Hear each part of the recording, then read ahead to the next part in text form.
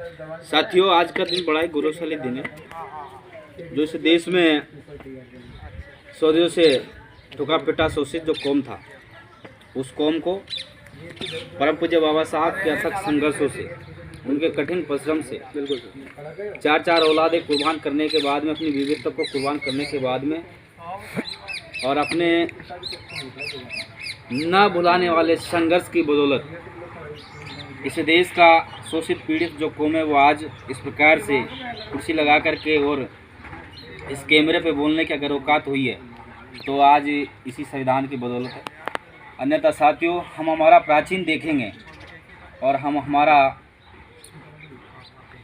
जो भूतकाल का जो टाइम था वो देखेंगे तो साथियों हम पाएंगे कि इस देश में हमारी जानवरों से भी बुरी जिंदगी। इस देश में तालाब से कुत्ते पानी पी सकते थे, गाय सूअर भैंस बकरी पानी पी सकती थी, लेकिन इस देश का जो मानव था, इंसान था, जिसे शूद्र कहकर के, अछूत कहकर के इस देश और इस प्रकृति की जो सुख सुविधाएँ थी उससे वंचित रखा गया।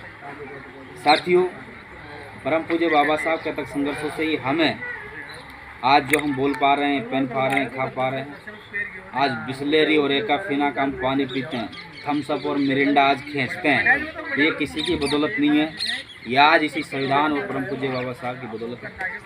आज का दिन हम सबके लिए बड़ा ही भाग्यशाली और गौरवशाली दिन है। जो इस देश का जो शूद्र समाज है, कौन शूद्र समाज, मैं आप लोगों को बता दूं कि शूद्र समाज में 6747 जाति आती है।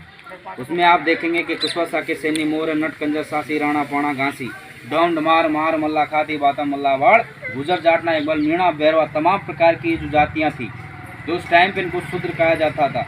और इन शूद्र जातियों में भी 2 जातियाँ बांट दी गई थी, उनमें छूत थे अछूत थे साथियों, लेकिन इन सबको मिला करके शूद्री कहा गया।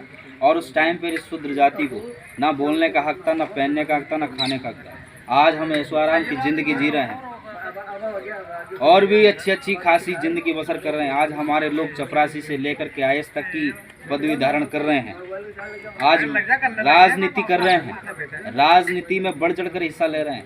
साथियों, ये औकात भारतीय संविधान ने हम लोगों की बनाई है। अगर इस देश में भारतीय संविधान ना होता तो आज हमारी औकात नहीं होती कि हम आईएएस ऑफिसर या मास्टर टीचर बन सकते। आज हमारी औकात ये भी नहीं होती कि हम यहाँ कुर्सी लगा करके और यहाँ पर ये बोल रहे होते। साथियों, ये सब संविधान हमें आर्टिकल जो भी परम पूज्य बाबा साहब ने हमें संविधान द्वारा प्रदत्त किए हैं उसकी बदौलत हम आज बोल रहे हैं। नहीं तो हमारा इतिहास तो आप लोग देखेंगे कि इतिहास इतना टूटा पिटा इतिहास था। और इस इतिहास को साथियों, इस देश में तो संविधान को ख़त्म करने की कोशिश लंबे समय से की जा रही है और आज के नए नए तत्व इस देश में पैदा हो चुके हैं। लेकिन धन्य हमारे मानव साहब कांसीराम जी, जिन्होंने बाबा साहब के जो पुराना इतिहास था उस इतिहास को, हमारे महापुरुषों के इतिहास को पुनः जागृत किया। और पुनः जागृत करने के बाद इस देश में एक राजनीतिक चेतना जागृत की।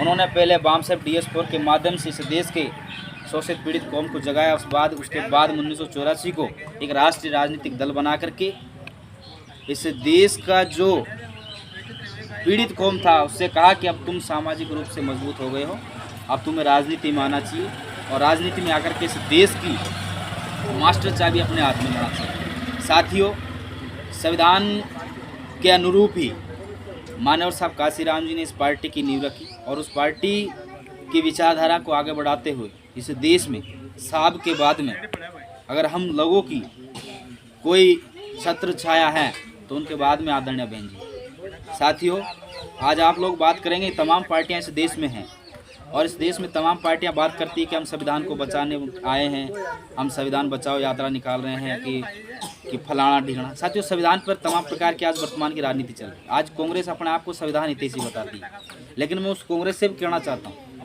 कि संविधान के 105 संविधान संशोधन में से 99 संविधान संशोधन कराने वाली ये कांग्रेस है। 105 संविधान संशोधन हुए तो उसमें से 99 100 के करीब संशोधन इस कांग्रेस ने करवाए। और कांग्रेस आज हमें ज्ञान फैलती है कि हम संविधान हितैषी है। अगर कांग्रेस इतनी संविधान हितैषी होती तो 70 साल तक इस देश में जड़ जमाई थी। इस देश का आज भी वो ठुका पिटा कौम आज भी वही तसला और फावड़ा उठा रहा है। अगर कांग्रेस को इतनी चिंता होती तो इस देश का ये शोषित पीड़ित कौम आज अपनी अच्छी खासी तरक्की पे होता। आप ये देखेंगे अभी भी कोल्हू तने हुए हैं, अभी भी हमारी समाज की हालत वो नहीं है। आज भी हमारी समाज की हालत वो नहीं है कि इस देश में स्वाभिमान की ज़िंदगी बसर कर सके। आज हम थोड़ा कुछ जी पा रहे हैं, वो आज इस संविधान की बदौलत है। और उस संविधान की अगर आज संविधान भी खतरे में है, लेकिन उस संविधान को भी अगर आज वो सुरक्षित बचा हुआ है, तो इस देश में जो मानव साहब ने हमें प्लेटफॉर्म दिया है, जिसको आदरणीय बहन जी एक सुचारू रूप से चला रही है, उसी की बदौलत आज ये संविधान हमारे पास है। और साथियों, मैं स्पष्ट कर देना चाहता हूँ कि लोग संविधान की बात करते हैं, बाबा साहब की बात करते हैं। अगर इस देश में बहुजन समाज पार्टी ना होती तो ना कांग्रेस कभी संविधान की बात करती, ना भाजपा कभी संविधान की बात करती। आज भाजपा भी अपने आप को संविधान हितैषी कहती है, लेकिन आए दिन इनके नेता संविधान को बदलने की बात करते हैं। इनके नेताओं के मुंह में संविधान के खिलाफ केवल जहर भरा हुआ है। साथियों, इन सब दिक्कतों से परम पूज्य बाबा साहब ने सामना किया, और हम लोगों के लिए, सभी के लिए, खासकर SC ST OBC के लिए नहीं, इस देश का जो भी शोषित पीड़ित कौम है, जो ठुका है, पिटा है, शोषित है, जिसकी आवाज़ सुनने वाला इस देश में कोई नहीं है, उसकी आवाज़ संविधान बनता है, उसकी आवाज़ संविधान सुनता है। तो साथियों, परम पूज्य बाबा साहब ने जब भी संविधान की रचना की तो उस संविधान में इस बात का विशेष रूप से ध्यान रखा गया कि इस देश में सभी को समान अधिकार मिले, और समानता की बात करते हुए परम पूज्य बाबा साहब ने इस देश में संविधान की नींव रखी। और आप सभी को आज का इस संविधान दिवस की हार्दिक बधाई। आप संविधान को माने, जाने और पढ़ें। केवल संविधान की दिवस की बधाई लिखने और बोलने से कुछ नहीं होगा। आप संविधान को पढ़ें, उसमें आपके अधिकार है, सुरक्षित है। आप संविधान को जानेंगे तो आप अपने आप को सुरक्षित महसूस करेंगे। धन्यवाद। जय भीम।